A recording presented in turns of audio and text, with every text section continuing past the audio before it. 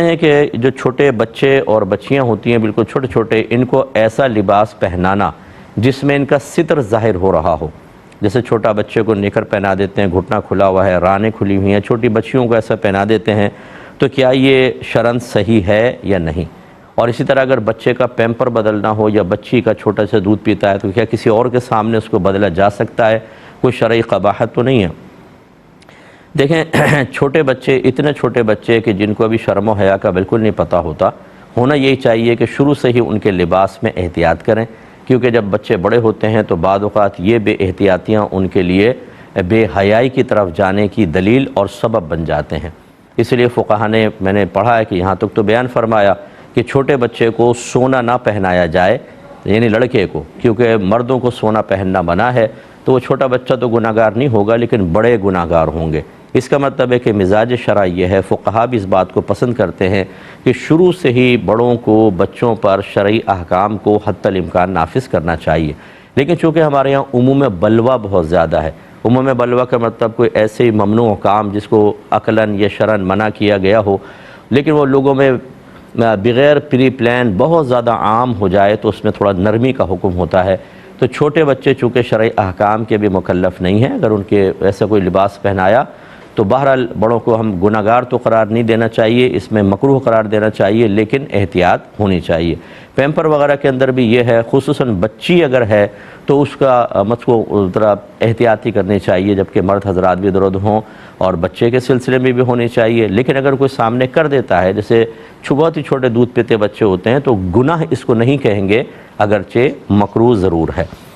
ایک بھائی نے کہا کہ کالی یا ہری شلوار پہننا منع ہے، اسی طرح نہ کالی چپل پہنی جائے نہ ہری چپل پہنی جائے. اور وجہ کیا ہے؟ کیونکہ کعبۃ اللہ کا غلاف کالا ہے اور مزار پہ جو چادر چڑھائی جاتی ہے وہ اکثر ہری چادر چڑھائی جاتی ہے، لہذا ان کے ادب و احترام کا تقاضا یہ ہے کہ نہ شلوار ایسی ہو نہ چپل.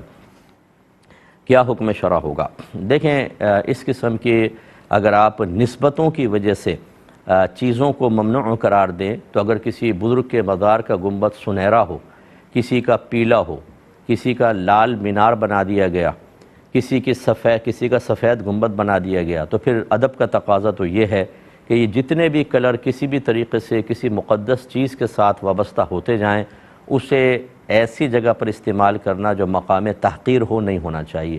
تو پھر کون سا کلر پہنیں گے مجھے بتائیں؟ میں ہر کلر آپ کو مزار پہ، ہر کلر مسجد کے اوپر، مقدس مقامات پہ دکھا سکتا ہوں، تقریباً ایسے تمام کلر مل جائیں گے.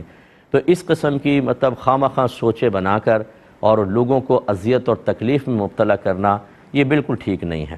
ہاں دو چیزیں ہوتی ہیں، ایک یہ ہے کہ ایک شخص یہ کہتا ہے مجھے پسند نہیں ہے، میں کعبۃ اللہ کے غلاف کی نسبت سے نہیں کروں گا اور اس طرح نہیں کروں گا. وہ اپنی ذات کے لیے چاہے تو کر سکتا ہے، لیکن اس طرح کہ اس کی وجہ سے کسی اور کو اذیت اور تکلیف نہ پہنچے، نمبر ایک. اور نمبر دو، وہ اس کو معیار شرع نہ بنا لے، معیار عشق و محبت نہ بنا لے کہ جو اس معیار پہ پورا نہ اترا اس کو بے ادب کہنا شروع کر دے، بدتمیز کہنا شروع کر دے. دونوں چیزیں گناہ ہیں، بالکل گناہ ہے. ان چیزوں کی رعایت کی کوئی ضرورت نہیں ہے. اگر کعبۃ اللہ کا غلاف سیاہ ہے تو کیا سر کے سارے بال اتار دیں؟ کیونکہ بعض اوقات ہم زمین پہ لیٹ جاتے ہیں تو سر کے سیاہ بال زمین پر ہوں گے، یا بچے لٹک جاتے ہیں بالوں کے اندر، یا جو ہماری بہنیں کالا برقع پہن رہی ہیں وہ برقع پہن کر مختلف جگہ بھی بیٹھتی ہیں کہ کوئی بچے ان کے پاؤں چڑھ جاتے ہیں، ان کے اس پر میل لگ جاتا ہے، تو کیا وہ کالا برقع پہننا چھوڑ دیں؟ تو یہ اس طرح کی جو قیودات بیان کی جاتی ہیں یہ ٹھیک نہیں ہوتی. پھر اس طرح سبزیاں کھانا چھوڑ دیں، آپ گھاس پہ چلنا چھوڑ دیں کیونکہ وہ گرین کلر کی ہوتی ہے.